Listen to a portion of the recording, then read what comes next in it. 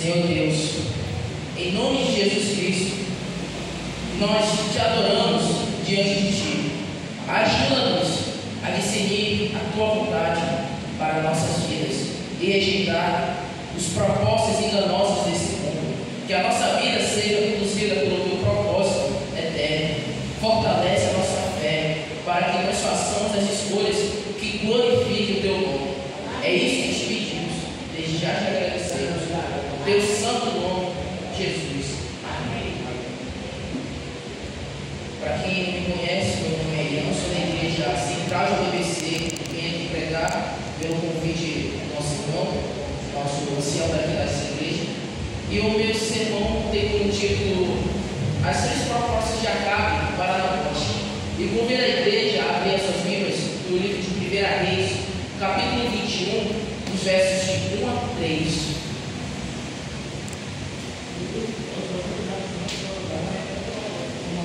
1 Reis, capítulo 21, versículos de 1 a 3.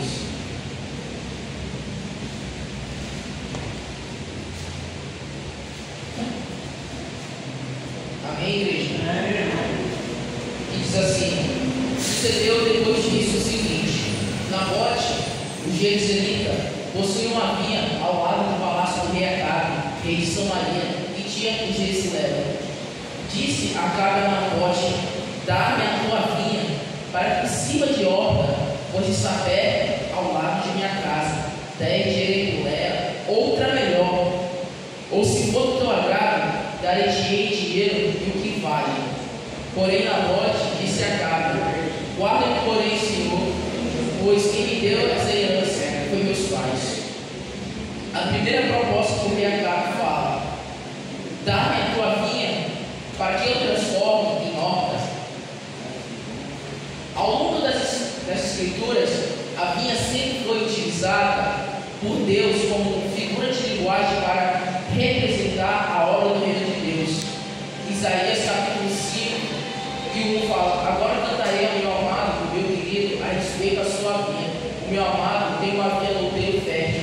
Ou Isaías capítulo 5, versículo 7, que fala: porque a vinha do Senhor dos Exércitos é a casa de Israel, e os homens de Judá são as planas de suas delícias, que esperou que exercesse o juízo. E eis aqui a opressão da justiça, e eis aqui o clamor. Ou Mateus capítulo 20, versículo 1, que fala: porque o reino dos céus é semelhante a um homem, pai de família, que saiu de madrugada para assalariar os trabalhadores de sua vida. Ou seja, conforme as escrituras, ao longo, quando a gente vai lendo a Bíblia, fazendo o ano bíblico, a gente vai encontrando cada vez mais que a vinha é sempre citada, como diz Isaías, um pouquinho aqui e um pouquinho ali. Primeira vez começa: Nabote tinha uma vinha, uma das maiores vinhas do tempo do rei Acabe. E o rei Acabe engordou os olhos e foi até Nabote e lançou sua primeira proposta: dá-me a tua vinha, para que eu transforme em horta. O Novo Testamento, Deus é chamado de o Senhor da vinha. Convido a igreja a abrir suas Bíblias no livro de Mateus, capítulo 20, versículo 8. E quando vocês procuram, eu queria ler um pequeno parágrafo que diz assim: vinha na Bíblia é sinônimo de lavoura, de plantação, de seara, de ministério, de obra e de realização. Faça daquilo que o Senhor colocou em nossas mãos para fazermos. Ou seja, se Deus nos deu um cargo na igreja, é para você executar, porque Deus quer que você faça.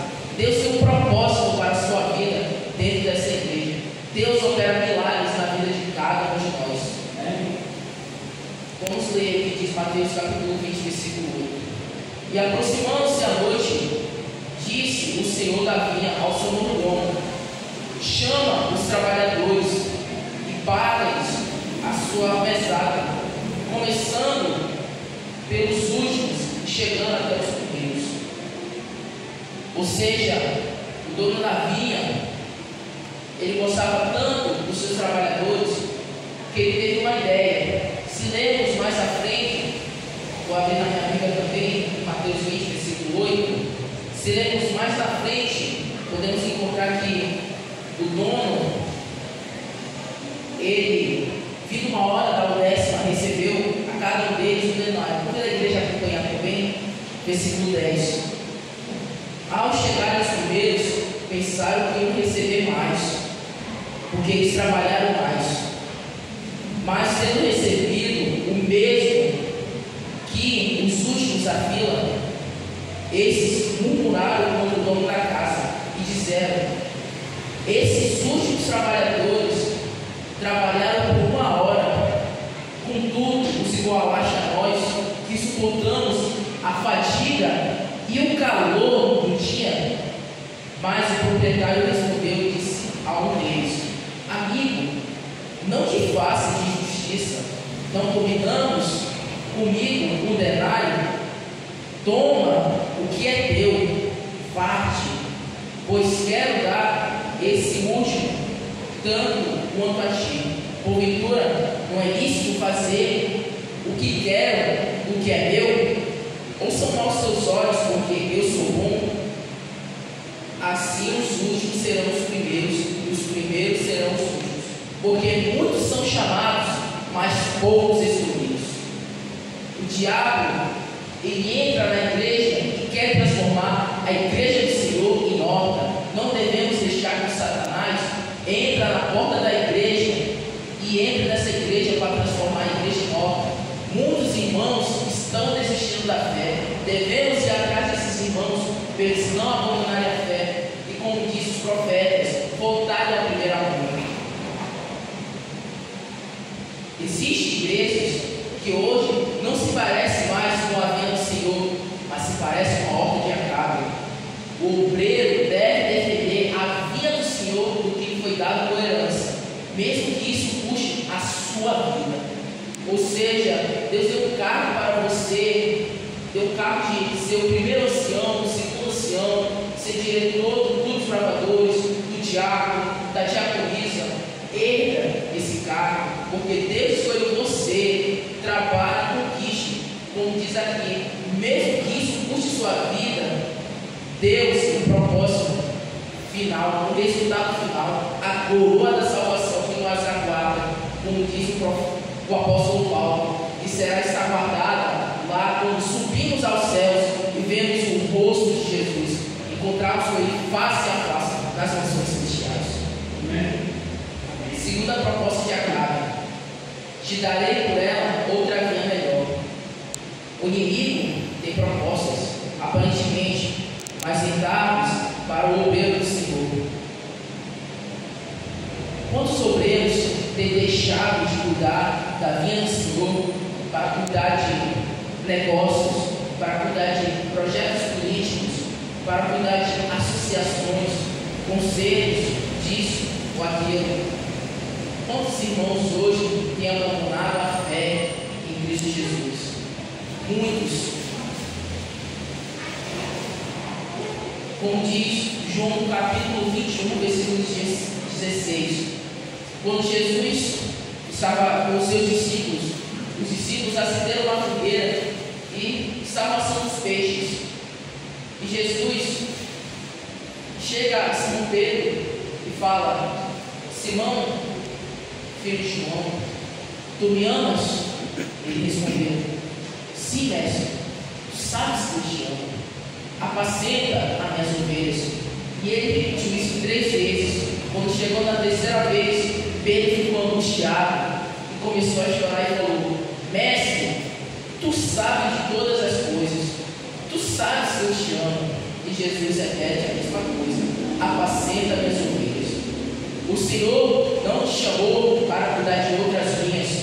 Por mais interessante que seja o projeto e por mais parecido que seja com a vinha do Senhor, não vale a pena.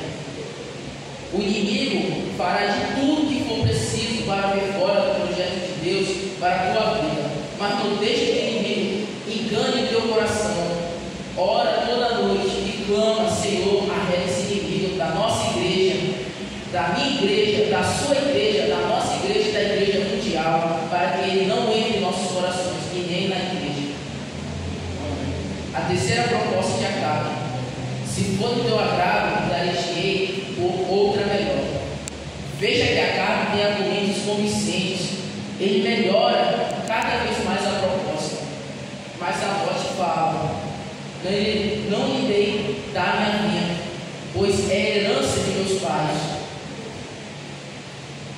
Existia uma lei naquele tempo, como diz o pessoal, a lei de Moisés, que não foi Moisés que escreveu nenhuma lei, foi Deus que usou os homens para que escrevesse a lei. Existia uma lei que você herdasse alguma coisa dos seus pais, você tinha que herdar, mesmo que fosse preso de sangue, e não podia vender, porque se vendesse era morto ou apedrejado. Ele foi firme, falou que não ia dar a vinha. Acabe ficou angustiado, foi para o seu templo, o palácio de Israel. Lá ele tirou a veste real e deitou-se na sua cama. Sua mulher Jezabel chega e fala: o que tens contigo? Por que tu não comes pão? E ele aponta lá para fora e fala: Nabote me recusa a vender a vinha. Jezabel, com aquele olhar de fúria, começa a falar: tu és rei de Israel, toma as devidas providências, apedreja Nabote. Então ele se anima. Acabe, ele vai e lança o decreto que se alguém visse Nabote na rua, uma das reis no meio da praça, fosse amarrado e de lá o resto ia acontecer. E ele foi apedrejado até a morte. E Acabe tomou posse da vinha. Depois disso, Deus foi até Elias, que estava meio distante, mas perto assim do palácio do rei Acabe. Ele estava de viagem para conhecer Jeú, Hazael e Eliseu. E ele fala: Deus, na sua infinita vontade, Elias, ele responde: eis-me aqui, Senhor. Vai até o rei Acabe, diz o Senhor, pois ele acaba de matar o meu servo Nabote. Então ele vai lá, ele lança a seguinte profecia: Acabe, no lugar em que os cães não têm o sangue de Nabote, lamberão o teu sangue, o teu mesmo. E ele olha para Jezabel e fala: e tu, Jezabel, aonde o teu marido for comido pelos cães, lá os seus restos mortais serão enterrados, e serão como esterco e alimento para as aves do céu, para que não falem a si mesmo: esta é Jezabel. E como podemos ver, algo aconteceu. Acabe morre primeiro durante o confronto, junto com o rei de Judá, Josafá, o rei de Judá. Ele acabou morrendo. Sua mulher sabendo disso, ela ficou com medo, mas ela não apaziguou o furor. Então Jeú toma posse do rei de Israel. Então ele vai lá e derruba a rainha Jezabel, encerrando o tempo do período de Acabe, entrando uma nova dinastia. Quando vai o teu chamado, Deus chamou Elias porque ele era profeta daquele tempo. Ou seja, o chamado do profeta Elias valia um preço que ninguém consegue contar quanto foi esse preço. Porque Elias, quando ele conheceu Deus, ele não se afastou de Deus. É isso que devemos fazer, meus irmãos. Fazer como Elias, não se afastar de Deus. Fazer como Nabote, dizer não aos que falam: dá-me isso, dá-me aquilo. Sermos firmes, porque eles vêm com propostas para enganar a população mundial. Quantas pessoas hoje que abrimos a televisão estão sendo desenganadas pelo governo? Quantas pessoas hoje estão morando na rua porque são desenganadas por plataformas online? Esses jogos que falam que você ganha ou ficar rico e você perde devemos resistir firmes na fé, assim como foi Nabote. Resistiu firme, ele foi apedrejado, mas ele foi salvo pela graça de Jesus Cristo. Quanto vale a vinha do Senhor que está sob a tua responsabilidade? Quanto vale, meus irmãos, a sua vida? Quanto vale a vida de milhões de pessoas que estão aí querendo ouvir a palavra de Deus, saborear as Escrituras Sagradas? Para encerrar, queria falar 3 tópicos da moral da história: a ganância e o abuso de poder. Ou seja, Acabe foi muito ganancioso ao ponto de matar Nabote, e abuso de poder, ou seja, ele queria tomar posse do que não era dele. Segundo ponto, a injustiça contra os inocentes, ou seja, ele matou um homem inocente. E se naquele tempo existia uma lei que se matasse alguém inocente que não fosse por nada, seria condenado. O povo matou uma pessoa inocente. Jezabel estava de olho, mas Acabe não estava, porque ele tinha feito o decreto. Mesmo feito o decreto, ele estava condenado à morte. E a última, a certeza de Deus vê e julga o mal cometido. Ou seja, Deus julgou o que tinha acontecido com Nabote. Deus julgou Acabe. Deus julgou a casa toda do rei Acabe. E todos que estavam naquela multidão, Jeú e seus homens, aniquilaram todos. E não sobrou uma pessoa da descendência de Acabe.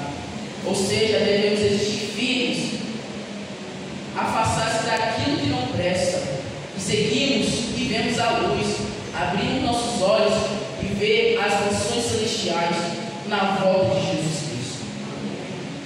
Para encerrar essa noite, queria que vocês abrissem a nossa Bíblia no livro de Apocalipse, no capítulo 22, e o versículo 20. Apocalipse capítulo 22 e o versículo 20.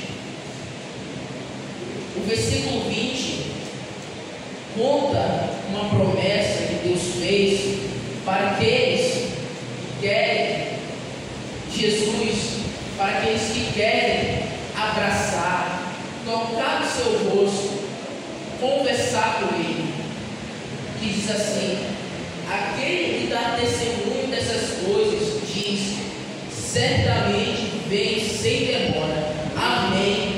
Vem, Senhor Jesus. Vai ter mais alguma música? Então, convido a igreja a ficarmos de pé e juntos fazemos a nossa oração final. Convido você que sente desejo a juntos fazemos a oração do Pai Nosso. Que essa oração possamos fazer todos os dias, possamos fazer quando irmos a algum lugar, possamos fazer quando irmos dormir, ao levantar, ao nos alimentarmos com o alimento físico, mas também o alimento espiritual. Junto fazemos a oração do Pai Nosso. Pai nosso que está no céu, santificado